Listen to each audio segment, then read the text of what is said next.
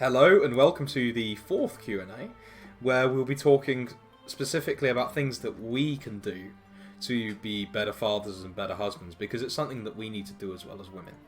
So, we are joined today again by Hasan and Franzel. Say hi. Hello. Hi. And now we're joined by Benedict. Say hi, Benedict. Hello. Okay, so first question. This was targeted towards women in the audience, but Michael and Peter weren't available for this, and I haven't gotten the women I know onto the Discord yet. But I'll ask the question anyway, because I think we can have some valuable input, based on our experience. What are some red flags women notice in men, particularly religious Catholic men, so that we can work on those issues in ourselves if they are relevant to us? Thanks, Hasan, for that question. So, I don't know about you guys, but I think the worst thing a man can be is this kind of low-energy man with no drive. What do you think? Yeah, I think that's correct. Yeah, and the next thing is things that are red flags for women. We should include things that should be red flags for women. One thing is definitely Undecided man, perhaps. yeah. And I mean, if you're a woman, you're going to have to be. Give me a second. You're gonna have to be. I think that with women, they ultimately want to find a guy who's going to sustain them for their entire lives as much as they can do. Right? They're going to want a husband, just as we want a wife. And yes, that's. You can't go picking an that's, effeminate. what I said. You can't go picking an effeminate. I mean, by an effeminate, I don't mean like a homo. I don't mean a homo. I mean like a man who is enslaved by his passions. Because a man who is enslaved by his passions will go every which way, and you'll get stitched if you tie yourself to that. Because let's make no bones about it. You're tying yourself to a guy. So, yeah, you've got to be aware of that, I think. Anything else? This is something very important you've got to be careful about. Because you're a woman, you're going to be more likely to be kind of trapped by your passion, even your romantic passion. And so you're going to need to have other people in on your relationship early. Good Catholic friends you can trust, and family members if possible. Not doing anything silly. And that you're choosing this person correctly, and you're not choosing to look past flaws that are a red flag. So if the person's effeminate and you try to look past that and say, "Oh, I can help," which is true to a certain extent, you can. You have to balance things correctly. And if you end up getting a man who is effeminate, he could come in more ways later and even become a wife beater, because that's another. Yeah, one of the manifestations of an effeminate husband is actually beating his wife. I just want to give a warning to the people out there. If there's crackling, it's probably my internet, because we're in the midst of a heat wave where I am, and my internet is notoriously bad at the moment as well. So yeah, be aware of those men who are sensual, those men who pursue things which are external more than anything else. So they don't pursue virtue, they don't pursue God, they don't pursue knowledge or anything like that. I know that not every woman on earth is going to want a Catholic guy, but be very aware of those men who pursue money primarily, or sex primarily, or things like that, because those things will enslave them, and you will be dragged along with it. Pardon? If I may interject, everyone should find a Catholic, essentially. They should, but will they? I can't say. Yeah, because as Hasan said earlier, we're talking about women.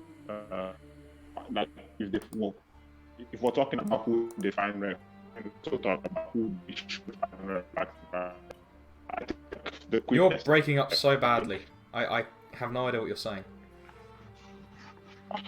Can you hear me now? A little bit better, yeah. Okay, the essential flag should be the person is not happy. I Yeah. especially if you're a Catholic one. So, I think it's my internet taking a shit. If you're Catholic, don't marry somebody who isn't Catholic. If you want to work on them, try to get them to convert during the courtship phase before you marry them. Because once you're married, you're stuck. You can't go back. And if they end up reversing all of the progress that you made with them towards Catholicism, and they end up like an absolute heathen, that's going to affect your children. Well, They're beholden by not very only much that, make what sure- select this particular- make sure, and also I think this is just an instinct that women have. Make sure he isn't pursuing the religion just to get in bed with you. Yeah. Because there are a lot of men like that. There are a lot of slimy men like that. There are men like that too. I mean, this goes when people convert into a new religion. In my Muslim family growing up, there are a bunch of relatives who married people who end up divorcing them and become the most secular liberal. Well, frankly, that's a charitable way to put it, but really they were just degenerates. And they left their husbands or wives and people awful as soon as they sincerely convert to anything. Yeah. Actually, I'm going to switch the mobile data back on. For those who aren't aware, and you're hearing them really badly, the Wi-Fi at my house is so abysmal that I can barely use Discord. So I'm going to switch over to mobile data, and I'll probably run out of mobile data by the end of this broadcast, but it'll be worth it. So let's try now. Right, so one thing, as I was saying, you need to be aware of is men who are purely sensual. You should also be aware of men who are stupid as well. Like dumb men. Well, yeah. Sorry. I also think that what is important is that a man is courageous and brave to a certain extent, because marriage will mean, especially for men, to take over lots of responsibility, and a man should be willing to handle this kind of responsibility. I mean, yeah, as it says, like in Ephesians, women obey your husbands. Husbands, sacrifice yourself for your wives as Christ did on the cross. Like, everyone likes to miss that second bit and they say, oh, it's bigoted or whatever. It's like, I don't know who's getting the worst deal here. Yeah. Yeah. Although it does come to our nature a lot more, perhaps, to sacrifice as men. I'm not sure if that's like a universal thing, but it certainly does with me. Men sacrifice themselves and women sacrifice their sons. That's how you can think about it. Alright, Mr. MGTOW. No, I'm talking about... I know, I'm chatting. Yeah, all come on. sorts. I'm chatting all sorts. Yeah. Okay. Yeah. So essentially, I just wanted to go back to this. I think the common basis that should be, even when you're thinking about marriage or courtship, is that it should be grounded in a Catholic understanding. And the only way it will be grounded in a Catholic understanding is if you are both Catholic. Or, and this is something. There are non-Catholics watching, so I'd say at the very, very least follow the natural law. And I mean the natural law as defined by the scholastics and by Aristotle and people like that. Because if you stray outside of that, you will end up getting bitten in the arse. Yeah. It will hurt. Like as much as people want to make a to-do about, well, I can choose to disobey the moral law, and it's like, well, how does it work out for you in the end? You may dodge it a few times, but eventually it will stomp you. So you ought to follow that when it comes to the context of relationships, especially since they're one of the most important things that you will do in your life. Yeah. Moishan, just to piggyback on that, when we're talking about the natural law, the thing is, by pure reason alone, we can come to an understanding, but it is by grace that we adhere to, like, sort of the natural, or like the natural it's like order of the Yeah, I agree. Even I think I think even to begin with, it's like incredibly hard, because I know people could like reason their way into these things in a very natural way. After all, we are all endowed with that, with the capacity to know what is good, right? But the Yes. problem now is becoming adhering to it. And Yeah. I'll even begin with, and some people are going to be offended by this, but quite frankly, if you know me, you know I don't care. I'll even begin with the whole losing your your flower before it's time. Even losing, even like losing your flower before it's time, if outside of marriage, it becomes incredibly hard to stay in a marriage, especially if you're not Catholic. And there's a specific reason to that. It's like when the first person that, I mean, whoever is here who has, like, you bonded with that first person, the culture pressured you into, like, okay, well, you have to take it to the next level with somebody you're not married, and you at the time you thought that the most important thing was, like, you like the person, right? Or what happens there is, like, when the first time you have that, you copulate, you're with this person, the bond there is like probably the strongest thing that you ever experience, right? It's like I say people talk a lot about soul ties, but, like, the more people when you start getting more and more experience, it's an effort to recreate the first instant. That's a person that you almost cannot get over. And the reason that happens, I will submit to you, is because when you are having that activity, the bond that happens is in anticipation of something that is greater than both you and your partner. You know, what is happening there is an anticipation for both of your legacies, right? Because, like, a child is not two organisms; it's one, right? It's both of you at the same time, and right? Yeah. It's not two distinct organisms. So that's the anticipation. That's what the natural order is telling you there.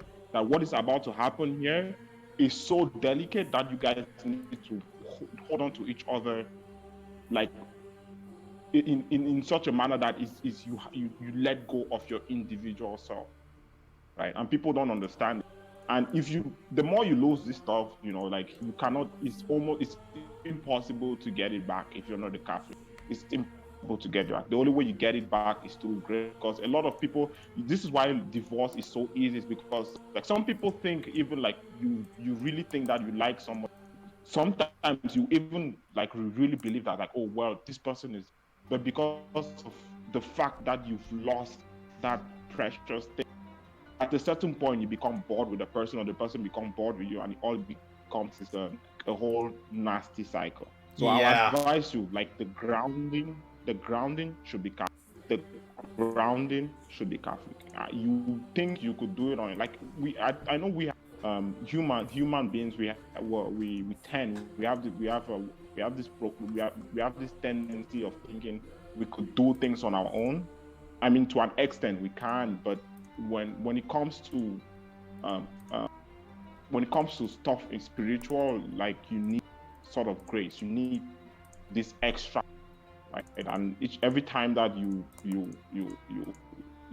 every time that you sort of go, anytime that you lose it, you cannot get it back on your own. So Yeah, I'll like, just these things want to, stick with you, and I think most of the people listening, and most of the people indeed in this call, can probably relate. Like, you do not dispense with that kind of thing for a frivolous reason. You don't do it with some girl in a nightclub.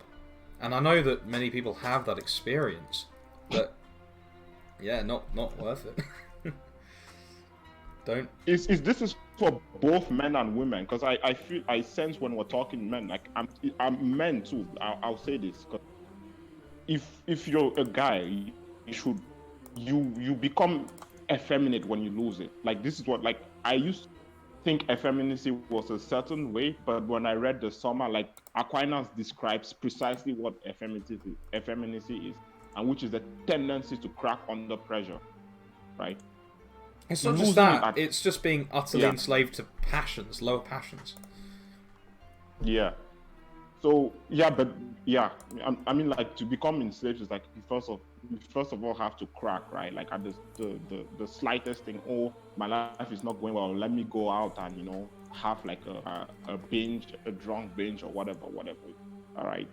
And the difference is like in the Catholic Church, when your life is not going well, you're like, okay, well, let me go do the rosary, right? Or let me go to mass. You will right? never And find it's salvation like, at the bottom of a bottle. That's something exactly. that I've tried and it doesn't work. Don't. Hey, like before I converted, like my maximum pints was like 25 pints in one night. Like I did a lot of alcohol. But anyway, let's move on to the next question. I think this is kind of a continuation of the first. And what red lines should women not cross in choosing a courtship? So, I mean, the only one I can think of is that you don't want to mess with the parents, and you don't want to mess with a relationship that already exists. Does anyone else have any thoughts? What red lines do you not cross in a courtship? Yep. Like, Right. No expressions of sexual affection whatsoever. At all. None. That's important. inshallah. That's No, but Hasan is right. I think Yeah. both Gregory- I know he's right, but I'm just I sorry. know he's right. He just one body shot. Oh man. It's just it's just such a big problem, and I know a lot. There's going to be even pushback from a lot of Catholics, because the thing is that, as weird as it is, in our sort of nascent Catholic conversos kind of community out of the Protestants, and well, not me, but so on in the West. Yes. There's this strange, almost prudeness in actually dealing with the nitty-gritty of what you can and can't do. We agree that degeneracy is wrong, and we agree with the basis of, okay, well, fornication is bad. And then when you go further, I've met so many people in our communities who don't even know that oral sex is sodomy. What? It's impermissible. I'm shocked. I It's thought that had not- been pretty obvious. Yeah, and then there's people who are like, oh, it's not inherent, it's not like actually bad to enter into a near occasion of sin by making out with your partner. Don't do this. Don't do it. These things are for marriage. If you want to do these things, get married. If you think you are not ready to get married, then you are not ready to do these things. That's kind of the whole point of marriage. I mean, what I will say is that you're going to be tempted to do that, and goodness, it'll put hair on your chest resisting that. Blooming heck. Oh yeah, and I mean, this is why you should. This is why there were chaperones in the Catholic world, because when you want to meet up with a girl, you want to reduce these temptations as much as possible, because if you kiss her, you're going to want to do other things. Hey, if you're Hasan. alone with her, Hasan, so Yeah. you're telling me that Yeah. you should avoid near occasion of skid? Nobody will understand this. it's an and- inside and- joke. So, But just to sort of, You're basically referencing obscure Fedora Cross's deep law. Deep law. yeah. because I wanted to sort of piggyback off what Hasan was saying. It's like it's when I think when he's talking, people are thinking about themselves. But you have to remember, every time he's saying don't do this, it's in relation to your kin, it's in relation to your child, it's in relation to your clan, it's in relation to, it's like your it's like, just like, this is the thing, it's like people don't understand how powerful that act is. Why do you think that God made it so good? It's like, because he wants you, when you are doing what he wants you to do, you should not have a bad experience. You think it's And good what with that some fop? Phew. That what that activity does, it builds nation, right? I think some people Right. just think, like, it ends in, when you let it go and you go home, you think that that's where it ends. It's like, no, that's an incomplete process, right? Like, you It's did not not the end. complete what you were. Yeah, that's not the end. And it's essentially what you don't understand. I'll tell you guys, and this may surprise some of you who don't know natural law. When you do that, when you don't complete the process, you're at war against nature. You're at war against yourself. That kind of reminds me. This is who you're fighting. You're fighting yourself. And I've spoken to so many women, which is funny, who are so deeply depressed. They go, Just be careful. love is love, right? Yeah, I said just say stuff like that. And the thing, and I try to explain to women why you have that misconception is because you don't know that, or you don't understand that the process is not complete. There's something that comes next, which is greater than you and I your mean, partner. imagine experiencing something like that and then having a child to speak of it. Imagine how satisfying that must be. And I know it's satisfying because, I mean, we've had people with 6 kids on here. Actually, Anathema, who was on the first Q&A, just had his 6th kid. Yesterday. Yeah, yesterday. Yeah, lovely. Congratulations to that child. He's an absolute child. Yeah. Yeah. I love that man. He's great. Anathema's a great. Yeah, he was called Augustine on the Q&A guy. as well. I've just remembered. Yeah, he's great. He deserves everything he's gotten. Like, and he's built a great family. And that's what I mean, though. It's like when you start acting along the grain of nature, you end up with so many good things. And the denial of nature is tantamount to denying goodness in itself, I'd say. Like, I posted the most recent video on true morality on our philosophy, and you can imagine how the Redditors were. Like just all sorts of ridiculous comments about, well, I don't know how you can put having a child above the intimacy of a couple in the order of significance of the sexual act. I mean, like, one of them, like, of course one's going to be more significant than the others. It's a culmination. Yeah, if you think your child, if you think the act itself is greater than the child, which, you know, most of these women who kill their kids in the womb think, you are a slave. What kind of spastic, like, you look at the act and you're producing literally another human being, and then you're saying, nope, pleasure's greater than that, and it's like, which one has the more... Like, okay. Which one has more consequence? Okay. Let me put it to you guys who aren't Catholic, or if you are Catholic and you have a more like and you have a more like consequentialist way of looking at it. When you have a more consequentialist way of looking at the world, in an evolutionary sense, this is the easiest way to break natural law to non-Catholics, is by talking about, you know, evolution, because evolution works in such a way that things inevitably end up with purposes. Like the heart clearly has a telos, an end, which is to pump blood around your body. And if you think in evolutionary terms, that will make sense to you. And in the same way, why does the marital act produce pleasure? Because it's an incentive to the actual end of the act. That's the reason for it. If you're thinking in evolution, we should probably clarify that you have a degree in genetics as well. They're going to be less motivated to do it than if they do. Yeah, we should probably clarify. Everyone here is doing some form of hard science. Yeah, I was just saying how you have a degree in genetics and you know what you're talking about. I'll have the degree next year, but yeah. Oh, I thought you'd finished it. Yeah, I don't wanna claim false glory with that. False glory. But his point was everybody here is doing some sort of thing. Hard science. Yeah. That's what was his point. Yeah. So he's saying, I think Franzel is, you know, your undergrad physics, right? Yeah, basically. And myself, I'm undergrad civil engineer. Yeah, I'm undergrad computer science, and I'll probably go into cryptography for like my master's and PhD, because they want me to do a PhD for some reason.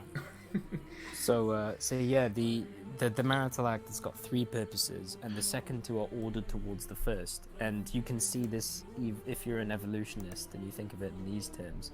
The second 2 have evolved for the one that existed prior. The one that existed prior was procreation. The second being the unitive function, where there's pair bonding, and the bonding results in more effective parental care, because there'll be teamwork when the child is born and will be raised. And the third, the pleasure, is there to augment the second. And also to incentivize the act, and then incentivize the pair bonding that results in copulation in the first place. So it's very difficult for somebody to then argue, but we can just disregard the evolutionary and natural law teleology basis for these things, and just decide that we prefer the pleasure behind the act, and are going to put that first. I mean, even to clarify that, I just find it really stupid. Like, the more I think about it, the more I find all this promiscuity really stupid, because you're distorting your own view on sex, and then therefore you're going to be less liable to have more kids, and those children are going to be raised less well. So you're just diminishing your own chances at the evolutionary game. Yep. So not only a lot of people think, well, I don't want to be, a Catholic patriarch with 64 grandchildren, and to be honest, you're an idiot if you don't want that. Yeah. You're nuts. Yeah, you don't want the kids if you don't want to be that guy going with your sons and your daughter's husbands and your going hunting, children. Yeah, hunting, or taking them on a massive fishing trip in the Lake District. There's something wrong with you. Oh. And if I may interject, let me please, whoever is listening and disagrees with us, you have to understand something. If you continue with the act that you're doing, you would continue in your bedroom or doing whatever you're doing, and you're gonna be how old? You're gonna be 40, and as out of a sudden you're gonna be 50 in one small apartment, probably seeing girls who are younger than you, right? And that would be all of your life, right? Yeah. You end up dying, and nobody will remember you, right? Nobody would ever think this was someone who was so important in my life, right? Like, you will not impact anyone. You will not. You will literally be a waste of space, and you would die, right? You would die, and you will leave this earth, and nobody would remember you. You would have just been like a blimp, on this planet. Can you imagine that though? Waste of blimp. Can you imagine that though? Yeah. Being stuck in a hospice with no siblings or children to see you. Can you imagine an end more depressing than that? I mean, someone is gonna attack us on the priesthood, so we better deal with that quickly. Okay, if somebody wants to attack us on the priesthood, if I may submit. I mean, if they're talking about celibacy in the priesthood, I mean, that's been going for thousands of years, and we've had this specific problem. I didn't realize you meant like that. Oh, well, I mean, you've got plenty of spiritual children that way. It's for a specific mindset that's within the population, and these are men who spend their entire lives looking after people, and having them as spiritual children. Marshan, if I may interject, even if you want to go on priesthood, these men do not, even if you start going boys and stuff like that, these men do not, in principle, use that act. In principle, they reject that act. Benedict, we should perhaps also note that in natural law, it is not important that you do not use a certain act. It is important that if you don't trade its ends. Right. Yes. And they do not even use it to begin with. Yeah, they just reject it outright so they can sacrifice greater for the community.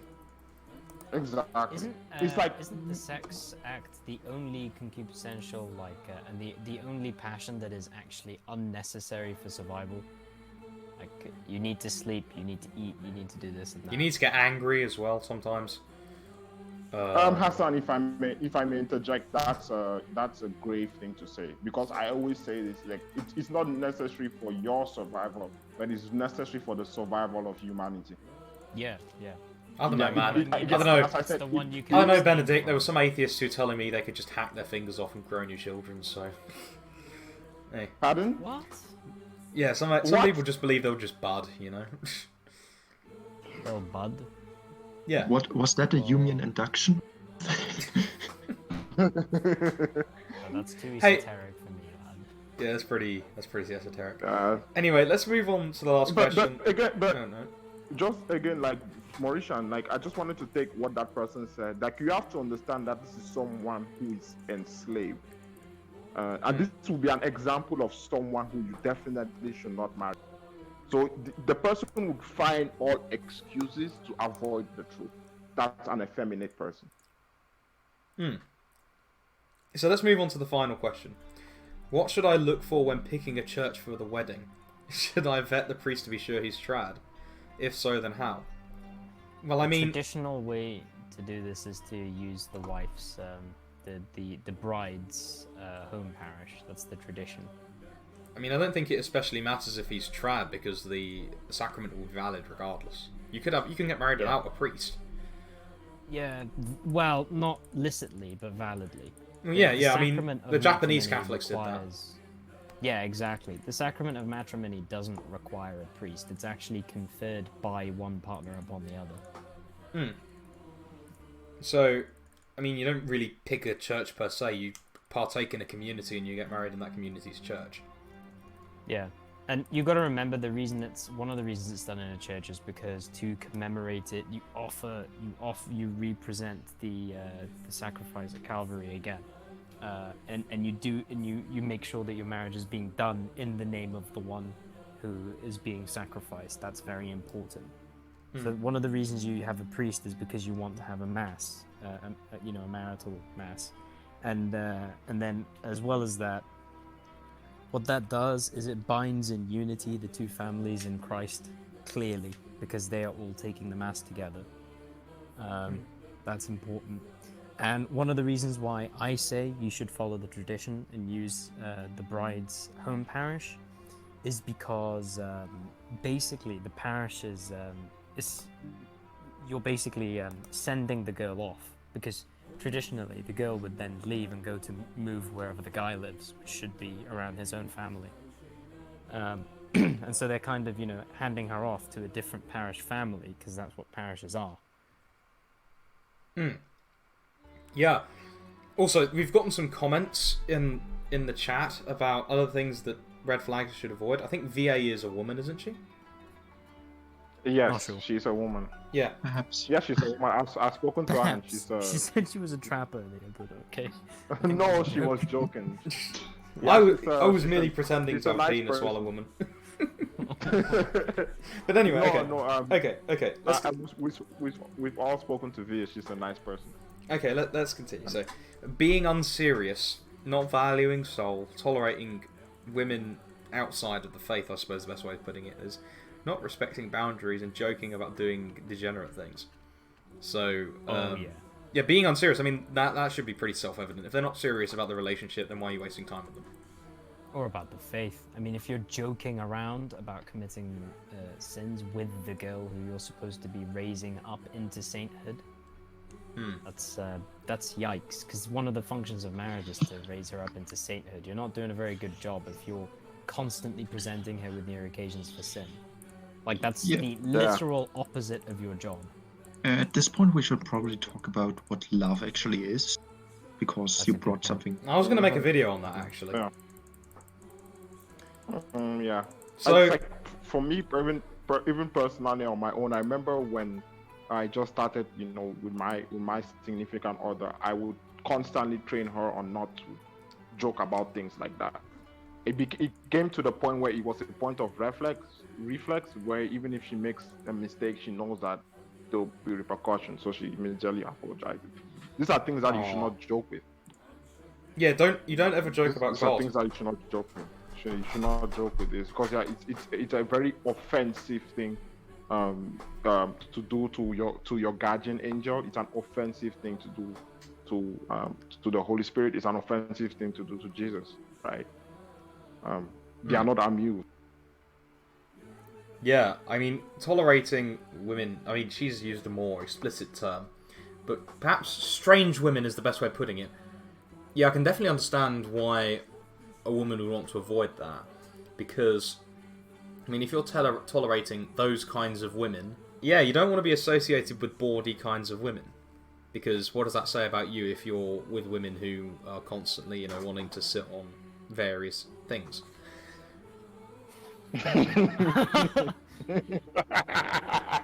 It depends.